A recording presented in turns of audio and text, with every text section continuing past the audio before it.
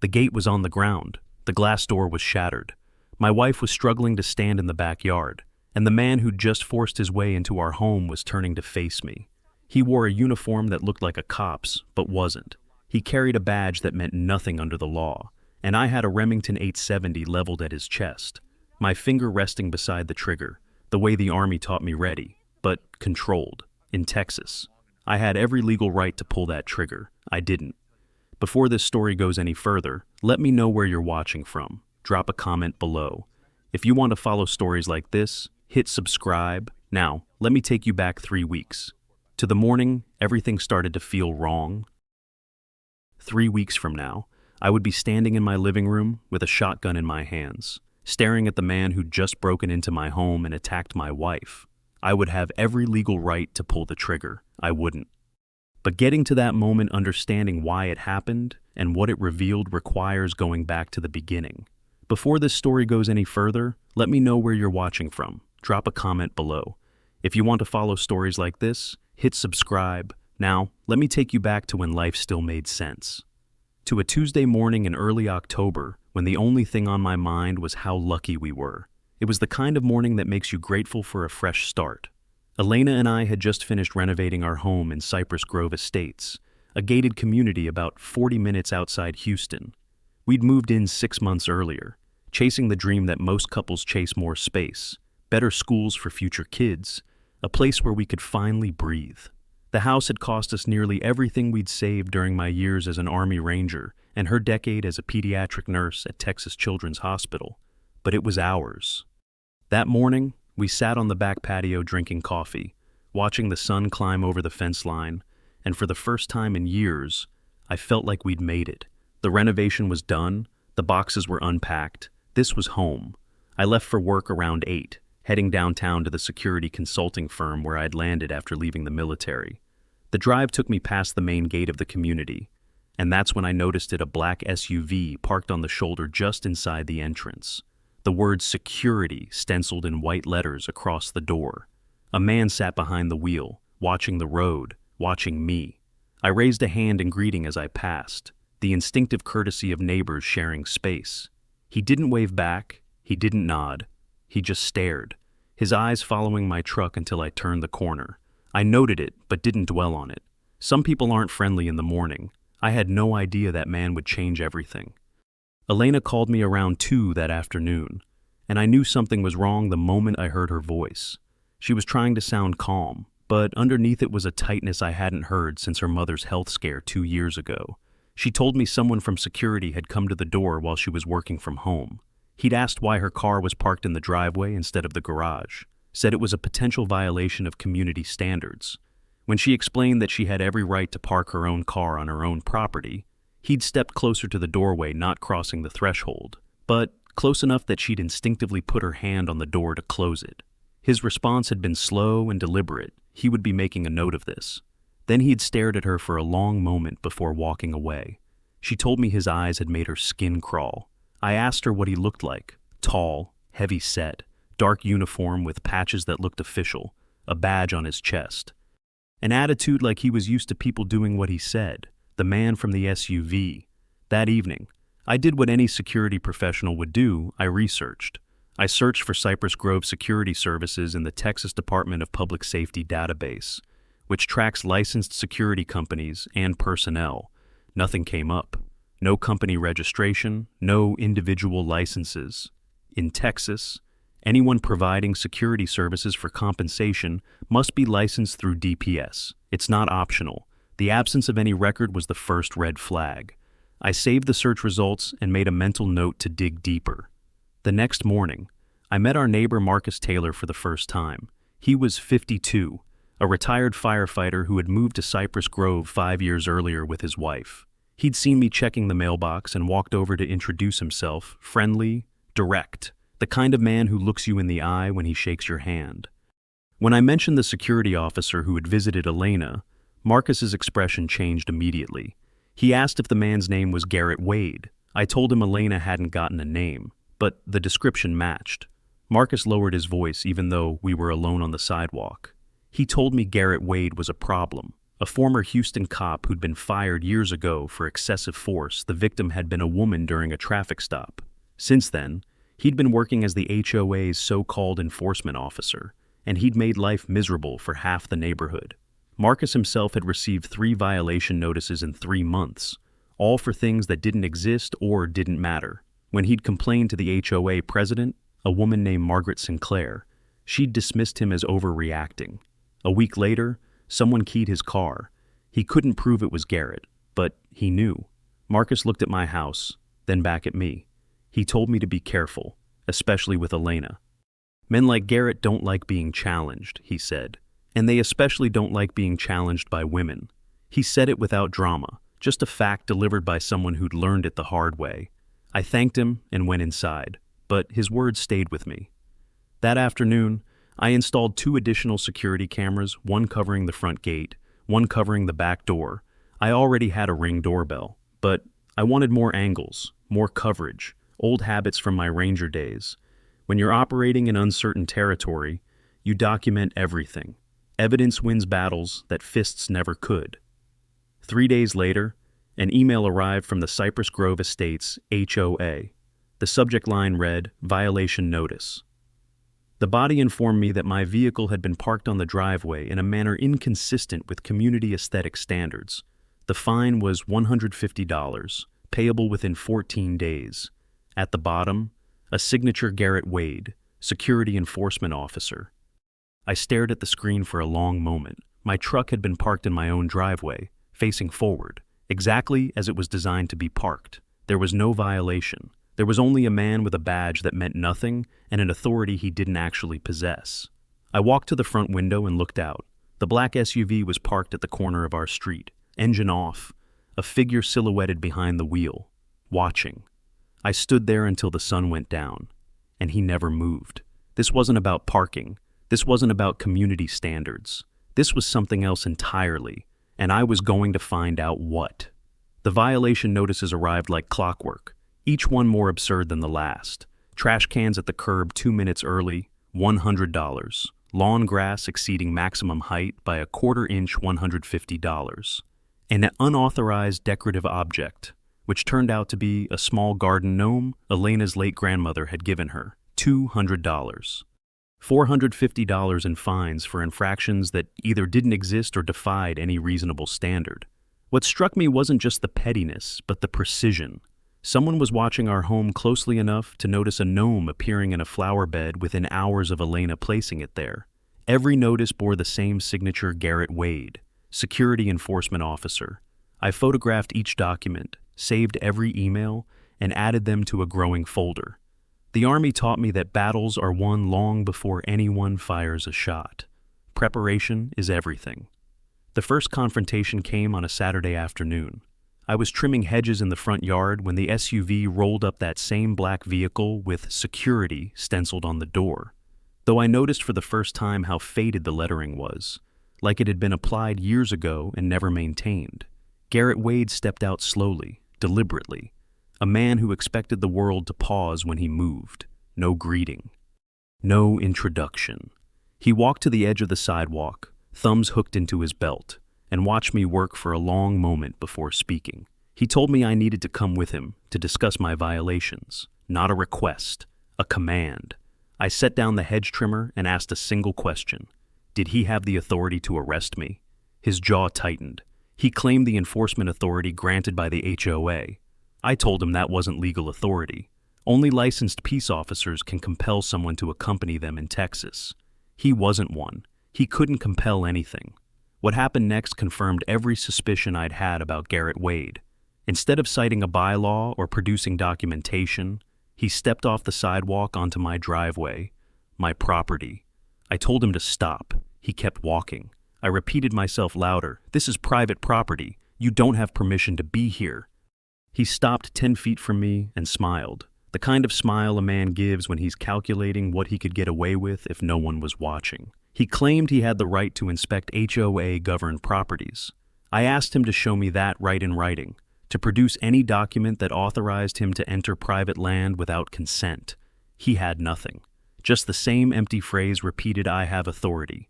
I'd seen this pattern in soldiers given just enough power to abuse it, men who confused uniforms with permission, who escalated when challenged because backing down felt like losing. The standoff lasted less than a minute. Garrett told me he could make my life very difficult in Cypress Grove. I told him my cameras had recorded every second of this conversation, and that criminal trespassing complaints in Harris County tend to be taken seriously. The smile vanished. He held my gaze for a long moment, then stepped back onto the sidewalk. He said this wasn't over. I told him I was counting on it. He returned to his vehicle and drove away slowly, eyes fixed on me in the mirror until he disappeared around the corner. I went inside immediately and backed up the footage to 2 separate cloud accounts. Whatever came next, I'd have evidence. That evening, Elena told me something that shifted my concern into genuine fear, not for myself, but for her. She'd been home alone while I ran errands, and she'd seen Garrett's vehicle pass our house 4 times throughout the day. The first time, he'd slowed to a crawl. The second, he'd stopped completely for nearly 30 seconds before moving on. The third time, she'd stepped away from the window, but she could still feel him looking. The fourth time, she'd been in the kitchen getting water, and when she turned around, she could see him through the glass, engine idling at the curb, staring directly at her. Her voice was steady when she told me this, but I noticed she was gripping her coffee mug with both hands like it was the only solid thing in the room. She said she'd dealt with difficult patients, with grieving families, with situations most people never face. But the way Garrett looked at her was different. It made her feel like something to be hunted. I didn't tell her she was imagining things. I didn't minimize what she'd felt, because she wasn't wrong. Monday morning, I filed a public records request with the Houston PD regarding Garrett Wade's employment history. I also sent a formal email to the HOA board requesting a meeting to discuss his conduct. The response from Margaret Sinclair arrived within 24 hours, 3 curt sentences informing me that Garrett Wade was a licensed security professional, that his credentials had been verified, and that complaints should go through proper HOA channels. Licensed. The word echoed in my mind. The Texas DPS database showed no such license. Either Margaret was lying, or she'd never verified anything about the man patrolling our neighborhood with a badge that meant nothing. I visited Marcus Taylor that evening. He wasn't surprised by anything I shared.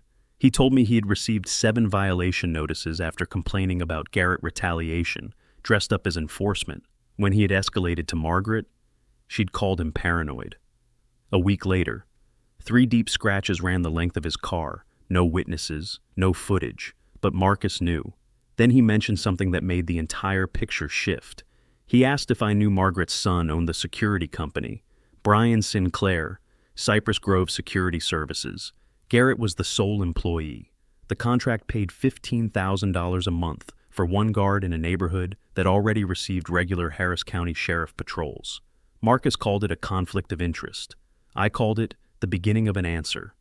That night, I reviewed my camera footage from the previous week. I counted each time Garrett's vehicle appeared: early morning, midday, late afternoon, after dark. 11 passes in a single day. Sometimes the SUV slowed, sometimes it stopped. Once, the headlights had gone dark while the vehicle sat at the corner for nearly 10 minutes. This wasn't enforcement. This wasn't community standards. This was surveillance, and it was going to stop.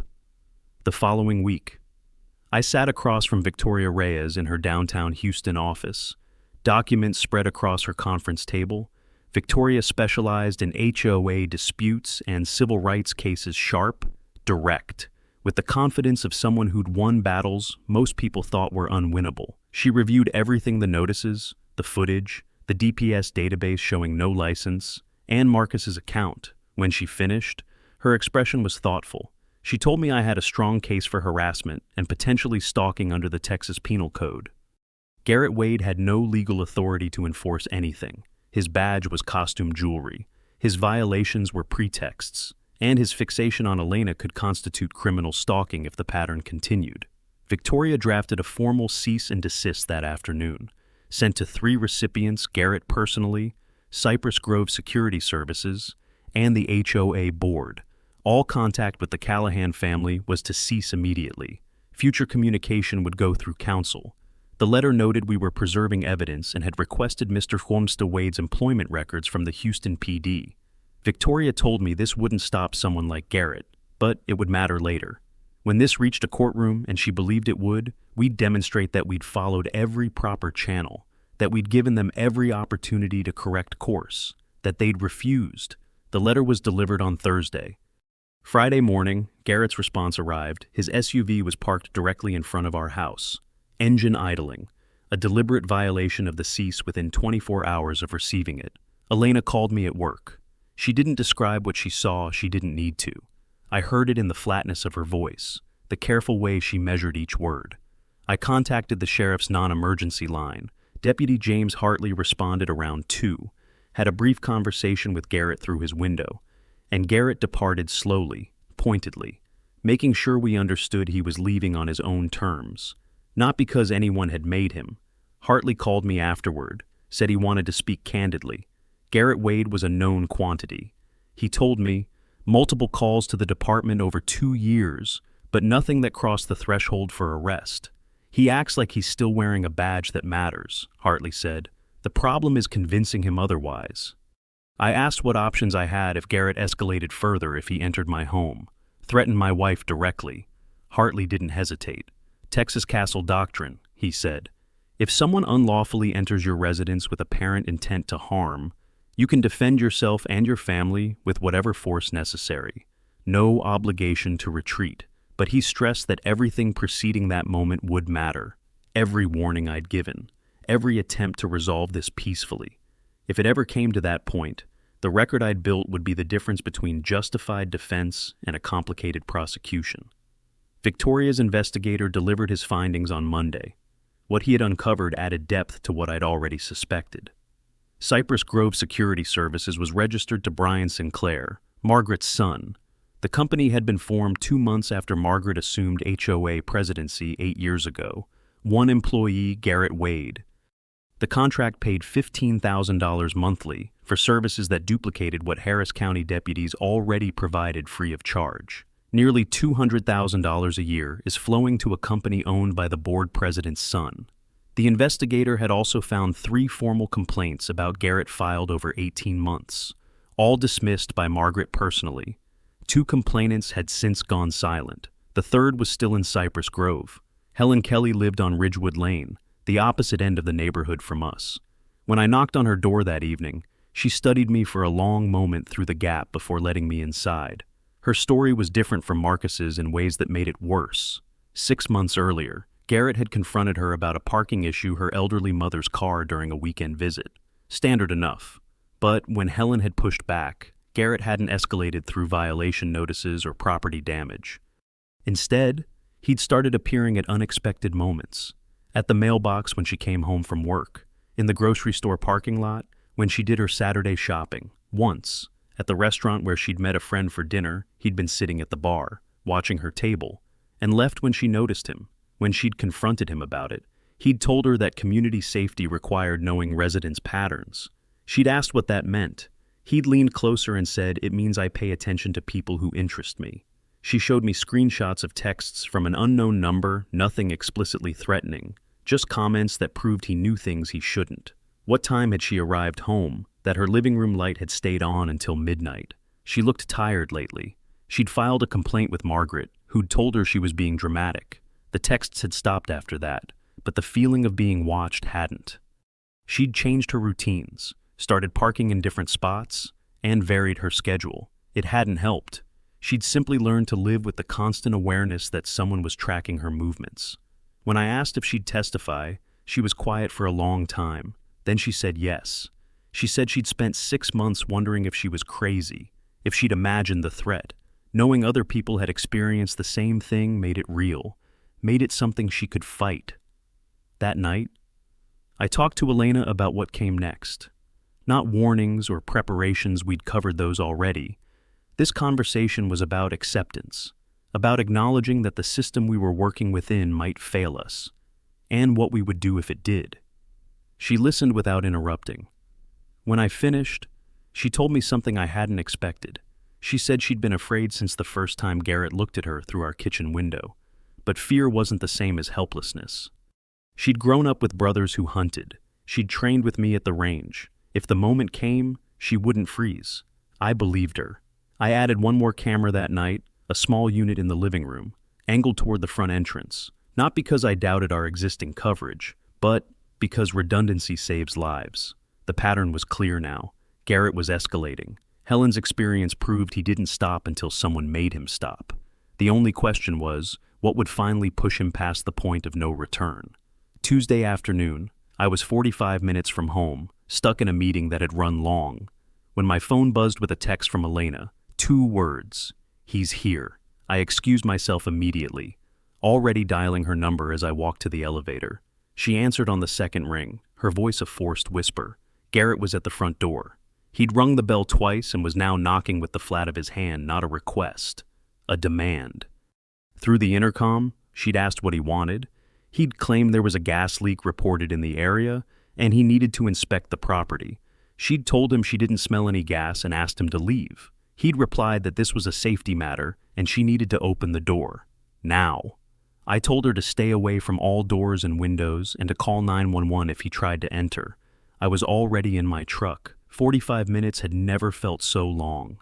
Elena called back 7 minutes later. Her breathing was faster now, controlled but elevated, the sound of someone managing fear through discipline. Garrett had moved to the backyard gate. She could hear him testing the latch, rattling the frame. Then came a heavy impact, wood splintering. She stopped talking, but the line stayed connected.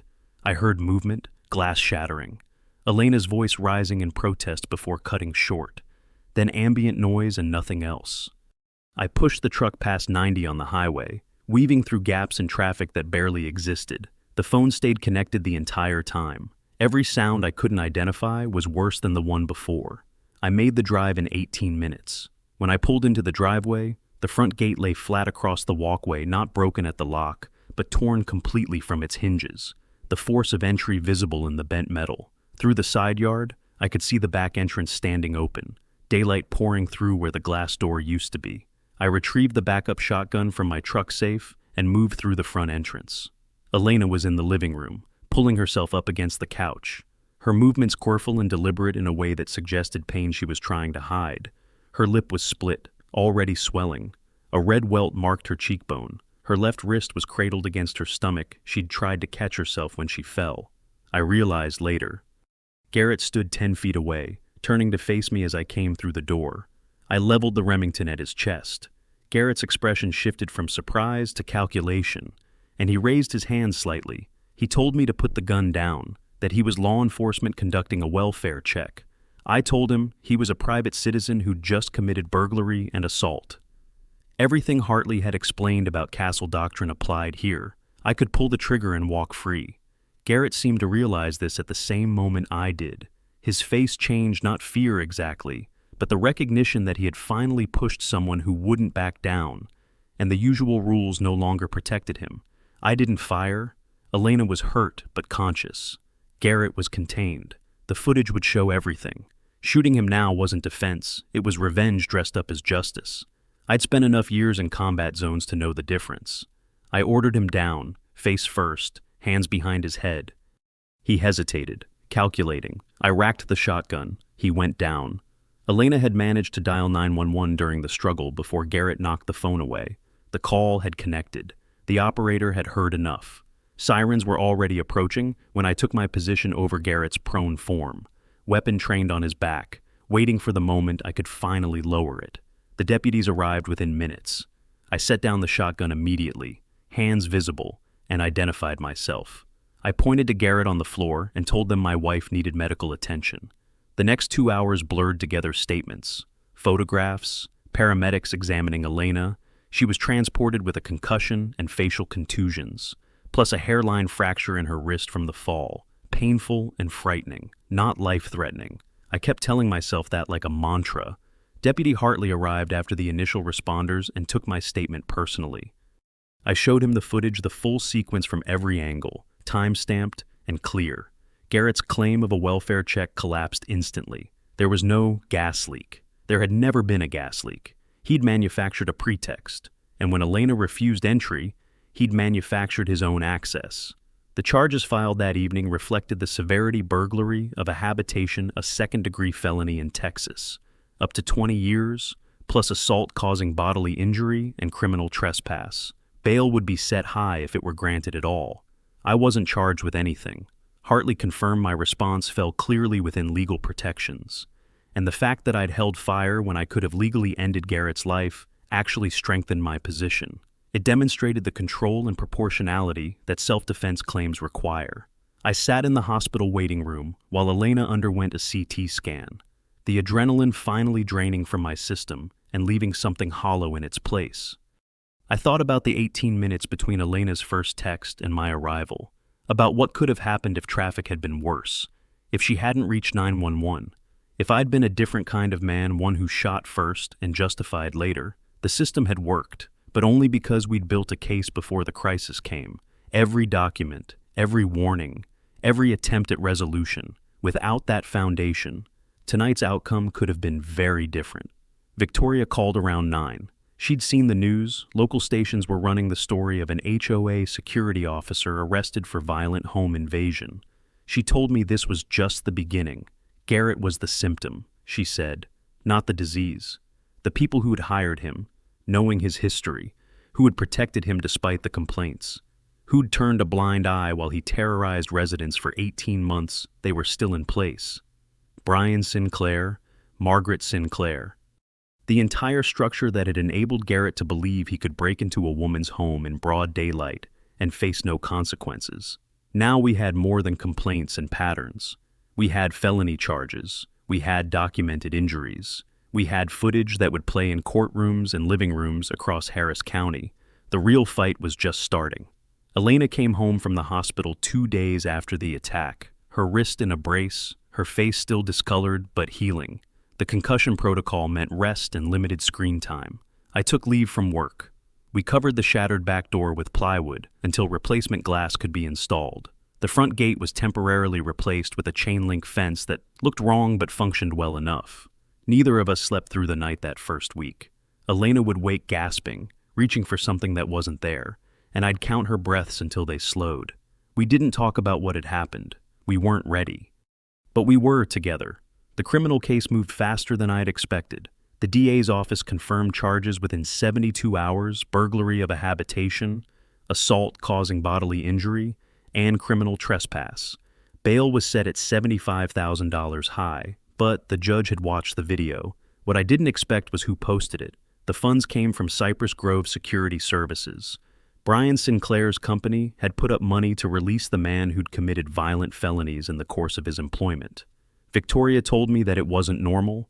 It was an admission of responsibility, paid in cash. Media coverage hit within 48 hours, local stations running segments about an HOA security officer arrested for assaulting a homeowner. Victoria handled inquiries, releasing a careful statement about a private citizen terrorizing residents under the guise of community security. We declined personal interviews. This wasn't about publicity. It was about pressure. And the pressure worked. Within a week, my phone started ringing with numbers I didn't recognize. Helen Kelly called first, ready to speak publicly. Then, David Henderson, whose 17-year-old daughter had been cornered by Garrett. While parking on the street, she'd come home shaking and refused to drive herself anywhere for months. Then, Sarah Nguyen, who had returned from vacation to find evidence someone had been in her backyard gate open. Furniture moved, cigarette butts near the door. A neighbor had seen Garrett's SUV in their driveway. Every family had filed complaints. Every complaint had been dismissed by Margaret Sinclair. Victoria compiled everything into a single timeline, 12 formal complaints about Garrett Wade over 18 months. Everyone ignored or buried. The financial picture came into focus the same week, accelerated by civil discovery rights from the lawsuit we were preparing. The records were almost elegant in their corruption. Cypress Grove Security Services had been formed 8 years ago, 2 months after Margaret became HOA president. 1 employee, 1 client, $15,000 monthly for services that duplicated what county deputies already provided. But that wasn't where the money stopped. Bank records showed a separate transfer $5,000 monthly from the security company to Margaret Sinclair's personal account, labeled consulting fees. $60,000 a year flowing directly to the woman who'd approved the contract and dismissed every complaint against its only employee. She hadn't just enabled Garrett, she'd profited from him. Victoria filed the civil lawsuit on a Thursday. Defendants Garrett Wade, Cypress Grove Security Services, Brian Sinclair, Margaret Sinclair, and the HOA itself claims assault, battery, negligent hiring, conspiracy to deprive civil rights, and intentional infliction of emotional distress. Damages sought $2.5 million. The money mattered, but so did exposure. Every document would become public record, every email, bank statement, and dismissed complaint lay bare for anyone who wanted to see how a community's trust had been betrayed. 3 days later, Victoria received an unexpected call from Garrett's public defender. Garrett had been talking against counsel's advice, convinced the real culprits were those who had given him orders. He'd told anyone who would listen that Margaret had instructed him to handle the Callahan situation, that we were making too much noise and needed to be taught a lesson, that there'd be a bonus if we moved away. The public defender was building a defense that shifted blame upward, but in doing so, he'd confirmed what Victoria suspected: Garrett wasn't a rogue actor. He was an instrument. Discovery produced Garrett's employment file from Sinclair Security. What it contained removed any doubt about Margaret's culpability. The file included his application, background check, and termination letter from Houston PD, excessive force during a traffic stop. Victim female, separation mandatory. Attached was a signed acknowledgement form. Margaret Sinclair's signature, dated the week before Garrett was hired, confirmed she'd reviewed and approved his employment despite his history. She'd known exactly who he was. She'd known what he had done to a woman during a traffic stop, and she'd given him a uniform, a badge, and permission to patrol a neighborhood full of families. I met with Victoria that Friday to review everything. She spread the documents across her conference table timeline: complaints, financial records, employment file, witness statements, a pattern 18 months in the making, exposed by one violent afternoon. "This isn't just about Garrett," she said. "He's the weapon." Margaret aimed him. Brian profited from the arrangement. The board allowed it to continue. I asked what came next. She told me the annual HOA meeting was scheduled for the following week. 200 homeowners would attend. The board would face them. And this time, we'd bring evidence that couldn't be ignored. The community, kept in the dark for 8 years, was about to see exactly what had been done in their name. The annual HOA meeting was held at the Cypress Grove Community Center on the third Saturday of November. I arrived early with Elena, who had insisted on coming despite my concerns. She told me she hadn't been attacked in her own home just to hide while others fought her battles. Victoria met us in the parking lot with a banker's box of documents and a flash drive. Deputy Hartley was already inside, officially present for community safety, though I suspected he wanted to see this play out. By 7 o'clock, over 200 residents had packed into the room, filling every chair and lining the walls. Word had spread. People wanted answers. Margaret Sinclair sat at the board table with Brian beside her, wearing a navy blazer and pearls, projecting composed authority, but her hands gave her away, constantly adjusting papers, smoothing edges that didn't need smoothing. She knew something was coming. A reporter from the local news station stood near the back with a camera operator. Victoria had made sure they knew the meeting was happening. Margaret rushed through routine business like she was racing toward adjournment when she moved to dismiss. I stood and cited the homeowner comment period guaranteed by our bylaws. She tried to refuse. Victoria confirmed the citation. Margaret had no legal ground. She gave me 5 minutes, her voice tight with controlled hostility. I connected my laptop to the projector and faced the crowd. 3 weeks ago, I told them, a man employed by this HOA broke into my home and assaulted my wife. He's facing felony charges, but he didn't act alone. The first slide showed 12 formal complaints filed against Garrett Wade, everyone dismissed by Margaret Sinclair. The murmurs started immediately. The next slide displayed the employment file she'd signed, acknowledging Garrett's termination for violence.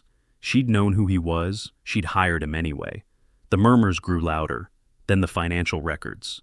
I didn't explain the structure, people could see it clearly enough. The contract amount, the monthly transfers to Margaret's personal account, the total over 8 years, nearly $500,000 to one family while a violent man terrorized their neighbors. The room exploded with shouts about dues and accountability. I glanced at Deputy Hartley. He was writing in his notebook, his expression unreadable, but his attention fixed on the numbers displayed on the screen. Helen Kelly stood in the middle of the room. She didn't describe every incident she didn't need to. She simply told them that Garrett had made her afraid to leave her own home for 6 months. And when she'd reported it, Margaret had called her dramatic. Her voice was steady. Her hands shook. The contrast said everything.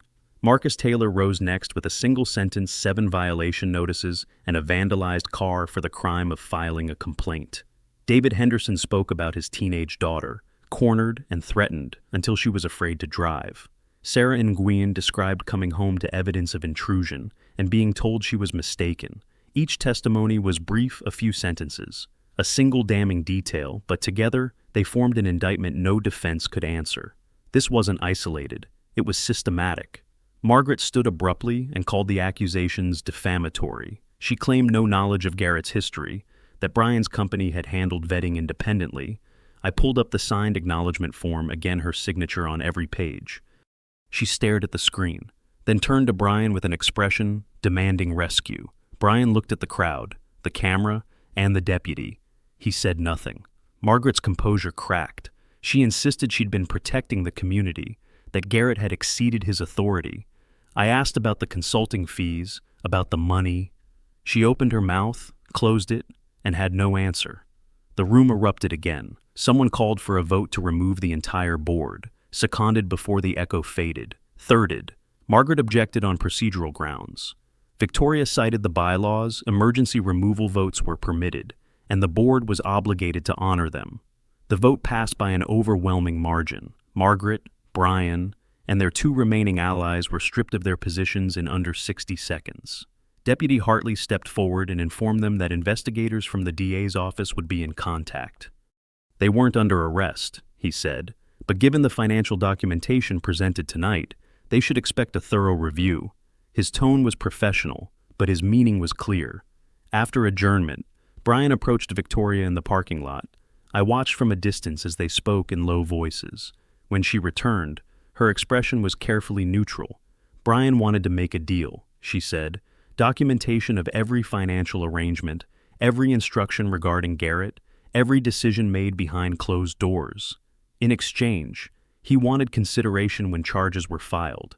Victoria told him to contact the DA directly. Whatever deal he made wasn't ours to give, but his willingness to flip confirmed what I'd suspected: the alliance was already fracturing. Brian would sacrifice his mother to save himself. Elena took my hand as we walked to the car. Clusters of residents still gathered in the parking lot, processing what they'd witnessed. She asked if it was over. I told her it was just beginning. Garrett awaited trial. Margaret and Brian faced a criminal investigation. The HOA would need to rebuild from the ground up, but the system that had enabled this for years had finally been exposed. The people who had been afraid to speak had found their voices, and the ones who had abused their power were about to learn what accountability looked like. The grand jury convened 6 weeks after the HOA meeting. I sat in the hallway of the Harris County Courthouse with Elena, watching prosecutors and investigators move in and out of the chamber. Brian Sinclair had delivered everything he'd promised: bank records, emails, internal communications spanning the entire arrangement. He'd kept meticulous documentation, probably as insurance in case things went wrong, now that insurance was destroying his mother's defense. Brian testified first under a cooperation agreement. Victoria obtained a summary through discovery. The picture was damning. Margaret hadn't just known about Garrett's history, she'd considered it an asset. Brian quoted her directly: "A man willing to use force was a man who could keep residents compliant. Complaints would be buried, problems would be handled." When asked about us specifically, Brian confirmed that Margaret had identified us as threats after we hired Victoria. She'd told Garrett to make us uncomfortable enough to leave. There would be a bonus if we sold within 6 months. And 3 days before the attack, she'd sent an email Brian had preserved: "Make sure Garrett handles the Callahan situation, whatever it takes." 4 words that destroyed any claim of ignorance. Garrett testified separately, negotiating his own deal as he faced 15 years or more. His account aligned with Brian's where it mattered. He claimed he had only intended to intimidate Elena that day, that things had escalated beyond his control. The prosecutor asked if breaking down 2 doors and assaulting a woman constituted controlled behavior. Garrett had no answer. His deal required guilty pleas to felony assault and burglary in exchange for stalking charges being consolidated. He'd serve time regardless, but his testimony ensured Margaret couldn't escape. Margaret's defense attorney tried to construct a narrative of manipulation, a mother deceived, an employer misled. The accumulated evidence made that impossible. Every document bore her signature. Every payment reached her account. Every dismissal carried her name. The email said, "Whatever it takes," there was nothing left to argue. The sentencing hearing came on a gray Thursday in February. The courtroom was full Cypress Grove residents, reporters, and investigators. Elena sat beside me, her wrist fully healed now, though it still ached sometimes when the weather changed. She'd prepared a statement. When her turn came, she walked to the podium and faced the judge. She didn't describe the attack. The court had heard those details already. Instead, she talked about what came after, the weeks of jumping at shadows, the months of rebuilding trust in her own home, and then, something I hadn't expected, she talked about recovery. She said the nightmares came less often now. She said she'd started running again in the mornings, something she'd given up after the attack. She said standing in this courtroom wasn't about fear. It was proof that she'd refused to let fear define her. The other victims spoke briefly, not repeating what they'd shared at the HOA meeting, but adding what had changed since. Helen said she'd finally stopped varying her schedule, stopped checking mirrors for Garrett's SUV. She'd reclaimed her routines. Marcus said his family had considered moving, but decided to stay. This was their home, and they weren't letting Margaret take that from them. David Henderson simply thanked the court for listening to his daughter when the HOA wouldn't. Each statement was short. Each one landed. The judge deliberated for 30 minutes before returning with sentences. Garrett Wade, 12 years in state prison for felony assault and burglary, eligible for parole in 6 with victim testimony considered at every hearing. Margaret Sinclair, 5 years for fraud, conspiracy, and negligent hiring resulting in injury, $850,000 in restitution. Brian Sinclair, 3 years probation, $200,000 in restitution, permanently barred from corporate office in Texas. Cooperation had spared him prison. It hadn't spared his reputation. The civil settlement followed 2 weeks later. Insurance and liquidated assets produced $1.8 million.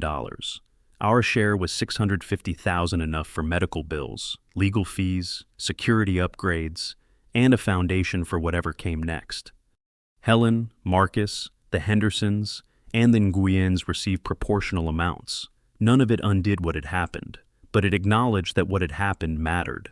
I watched Margaret being led from the courtroom in handcuffs, her composure finally and completely gone. She didn't look at the gallery or at Brian, who sat calculating his next move. She just walked toward the door that would take her to processing and then to prison.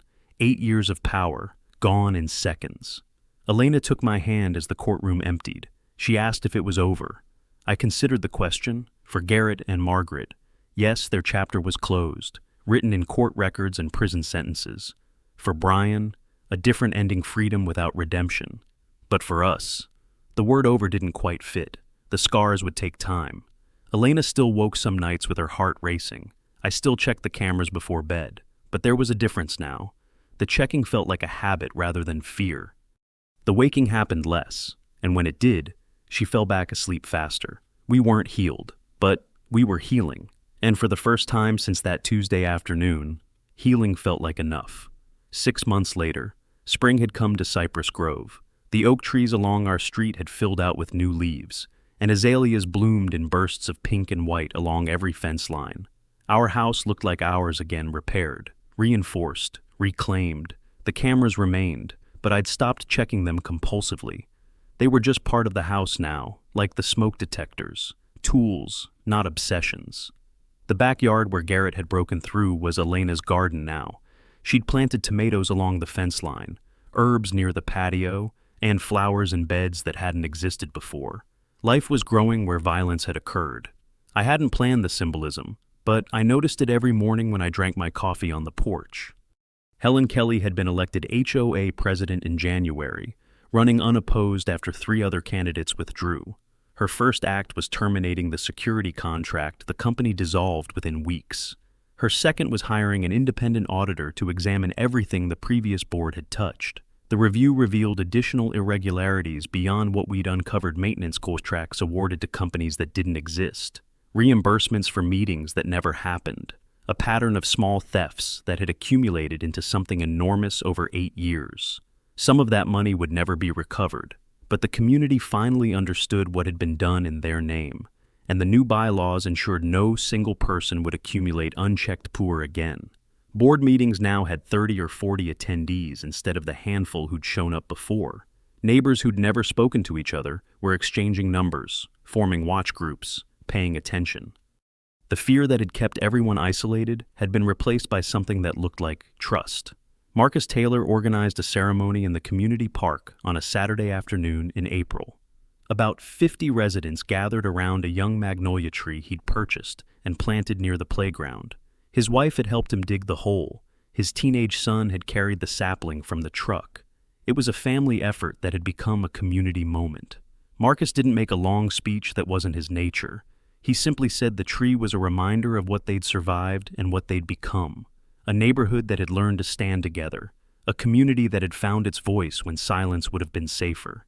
He thanked Elena and me for refusing to stay quiet when staying quiet would have been easier.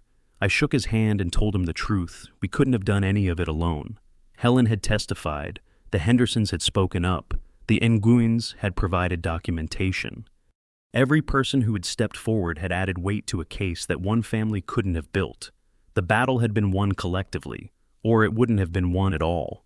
After the ceremony, neighbors lingered in the park for over an hour, talking, laughing, letting their children play together. It felt like something new was beginning. Elena had returned to work full-time at Texas Children's Hospital 2 months after the trial. The transition wasn't seamless. She'd had difficult days. Moments when the crowded hallways felt like too much, but she'd pushed through each one. More than that, she'd transformed what happened into something meaningful. The support group she'd started now met weekly at a community center near the medical district. 8 women attended regularly, sharing experiences and strategies, doing the slow work of reclaiming their lives from trauma. Elena told me it helped her as much as it helped them. Giving voice to what she'd survived made the survival purposeful instead of random. I watched her leave for the hospital each morning with a steadiness she hadn't possessed 6 months ago. The woman who came home each evening wasn't the same person who'd been attacked in our living room. She was someone who'd been tested in the worst possible way and had chosen to become stronger rather than smaller. I'd never been prouder of anyone in my life. The Remington 870 still sat in the bedroom closet, cleaned and secured. I hoped I'd never need it again. Deputy Hartley stopped by one afternoon, off duty, just to check in. We sat on the porch drinking iced tea while the neighborhood went about its ordinary business around us. He told me something I'd needed to hear. In 22 years of law enforcement, he said, he'd seen plenty of men pull triggers they didn't have to pull. Fear, anger, adrenaline. The reasons were always understandable in the moment.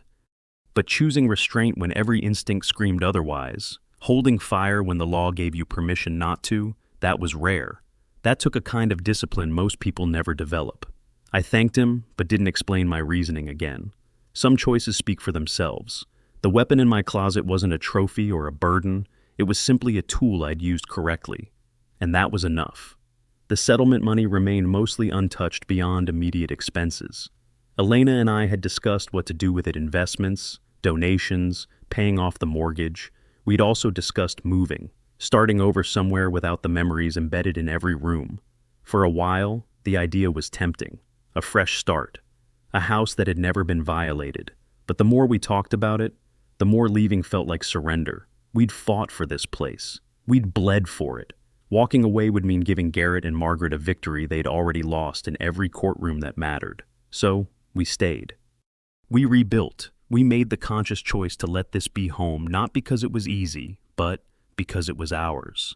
On a warm evening in late May, Elena and I sat on the back patio watching the sun drop behind the fence line, the same view we'd had that first Tuesday morning 8 months ago, when the world still felt possible and safe, and I had no idea what was coming. The view hadn't changed. We had. The people sitting in these chairs weren't the same people who'd drunk coffee here and talked about renovation plans and future children. We were harder now, in some ways, more cautious, but we were also more certain of what mattered and what we were willing to fight for. Elena leaned against my shoulder, her breathing slow and steady. She asked if I ever regretted moving here, knowing everything that would follow. I thought about it for a long moment. I thought about the fear, the violence, the months of legal battle, SASS and sleepless nights. Then I thought about Marcus and Helen, about the community that had found its voice, about the families who had carried their pain in silence for years until we gave them a reason to speak. I thought about Elena standing in that courtroom, calm and clear, refusing to let what Garrett did define who she was. I told her no. I didn't regret it, not any of it. She asked if we were staying. I looked at our home, the garden she'd planted, the gate I'd rebuilt, the neighborhood that had nearly broken us and had instead broken open into something better. I looked at my wife, who had survived the worst day of her life and emerged more resilient than I'd ever seen her. We're staying, I told her. This is ours. We fought for it. We earned it. And no one gets to take it from us. The sun disappeared below the horizon, leaving streaks of orange and purple across the Texas sky. Somewhere down the street, children were laughing, a dog was barking, neighbors were calling each other to dinner, ordinary sounds of a neighborhood at peace. Elena took my hand. We sat there until the stars came out, two people who'd learned the hard way that safety isn't something you're given. It's something you build, defend, and earn. The world hadn't become less dangerous. We'd simply become more capable of facing it, and we were home.